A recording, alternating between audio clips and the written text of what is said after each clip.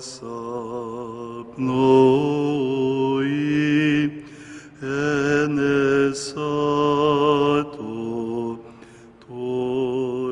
call their church the original church, the one from which all other Christian churches evolved.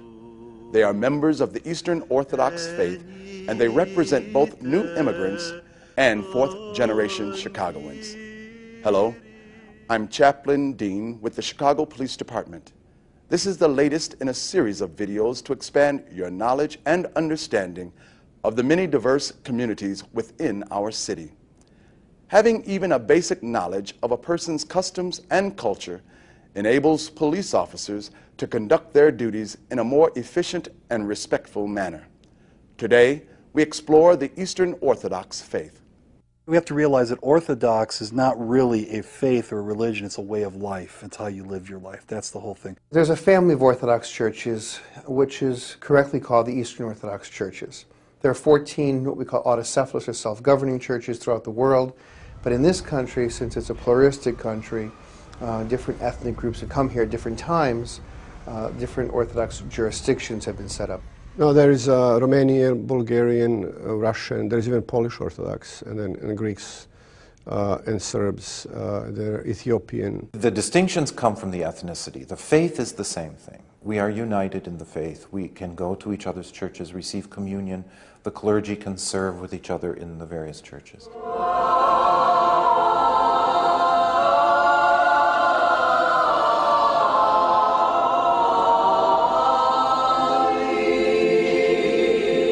Basically, in Orthodoxy, each of the various nationalities has a patriarch.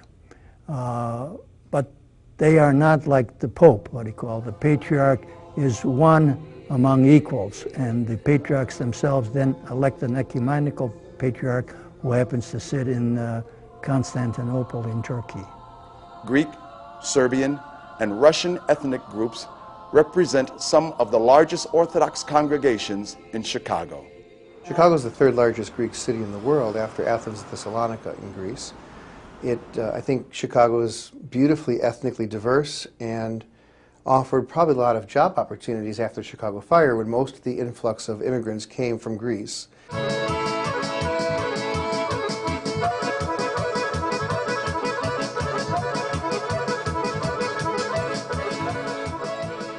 Serbians were among the first settlers in Chicago, but a new wave of immigrants arrived in the 1990s.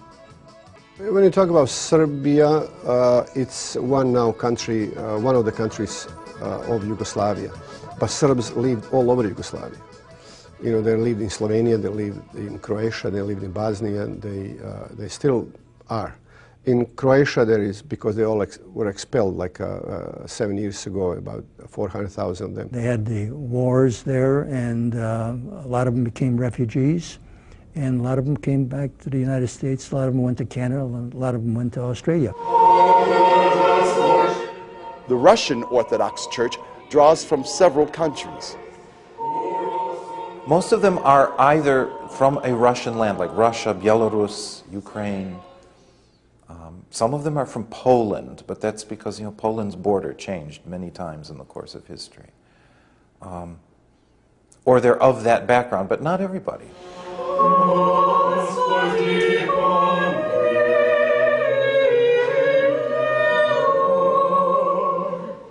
As in the Western Church, Sunday is the day of worship for Orthodox Christians, and both the Eastern and Western churches celebrate Christmas on December 25th.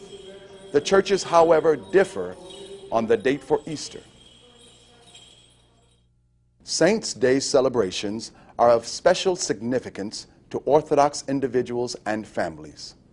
Every person has a Saint's Day. They're named after a particular saint, possibly. And that person would celebrate their name day or their feast day, much like we in America celebrate our birthday. Only men can be priests in the Orthodox Church, but Orthodox priests can marry. There are two ranks of clergy. There's married and unmarried. The married clergy, you have to be married before you're ordained a deacon, And you can become a deacon and a priest and have children and a family, but you cannot rise up in the hierarchy past priest. They came to my door, they saw, and my son answered the door, and he saw me with my collar standing behind. They should not be surprised to that, though many times I have seen many people that are surprised because they have the, sometimes, well, you know, the mentality that when they see the collar, they think automatically Catholic priest and no marriage. There are Orthodox monks too. Igumen Vladimir is a monk and parish priest. Igumen is a title of rank.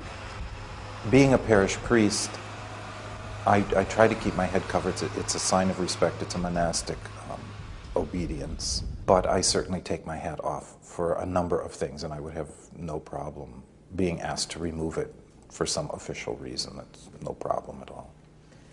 Some Orthodox women wear head coverings in church or in the presence of church dignitaries. For example, women coming to church would traditionally not wear pants. They would wear a dress or skirt. And also traditionally, from old times, they are instructed to cover their heads. In some cases, it may be, very strictly observed. In other cases, not. Mostly the ones that do put on the kerchief over their head are the ones that are widowed. A lot of them that are widowed do that, especially the elderly ones. Orthodox men and women typically wear crosses that are of special significance and must be treated respectfully.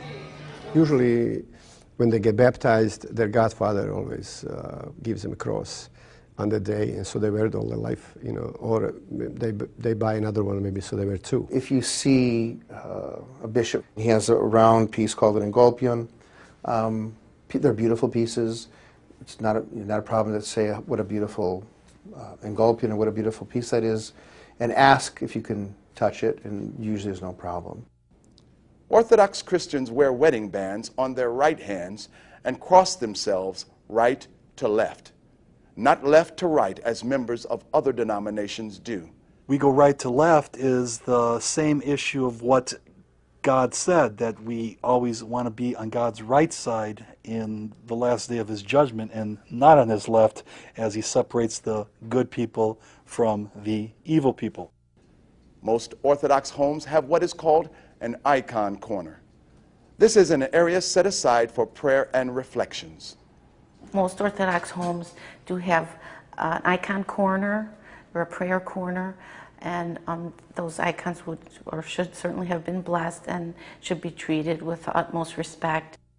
Orthodox Christians do not have three-dimensional statues or crucifixes with the body of Christ affixed, but you will often see a clover design on the tips of the cross, or three horizontal bars in the case of the Russian cross.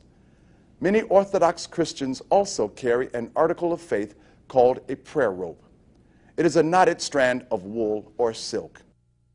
As with most churches, it is disrespectful to chew gum, smoke, or bring any food or drink into an Orthodox church. Men are asked to remove their hats, and police officers are asked to refrain from displaying a weapon in a church unless there is a law enforcement emergency.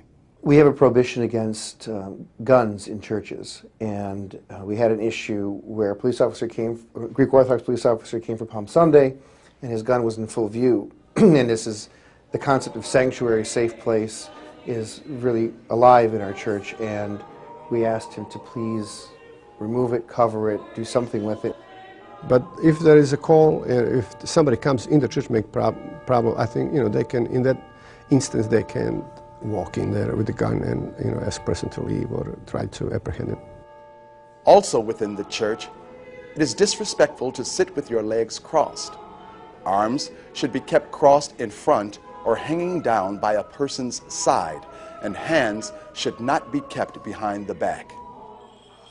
In the Orthodox Church, we have a real keen sense of a space being sacred. So just be as respectful as you can, but you have to do what you have to do. If it's like if it's a medical emergency or whatever, you have to go about your business, but try to be as respectful as you can. Keep these things in mind when dealing with members of the Eastern Orthodox Church. Eastern Orthodox churches may serve different ethnic groups, but all are of the same faith. Articles of faith important to Orthodox Christians include crosses on neck chains, and prayer ropes. Most Orthodox Christian homes have icon corners, an area set aside for blessed icons. Male police officers should remove their hats in church. Police officers are asked not to display a weapon in the church unless there is a law enforcement emergency. All of the people we encounter on a daily basis expect to be treated with dignity and respect. Those who practice the Eastern Orthodox faith are no exception. It is our hope that this video will serve to enlighten and foster a new awareness and understanding. Thanks for watching, and as always, stay safe.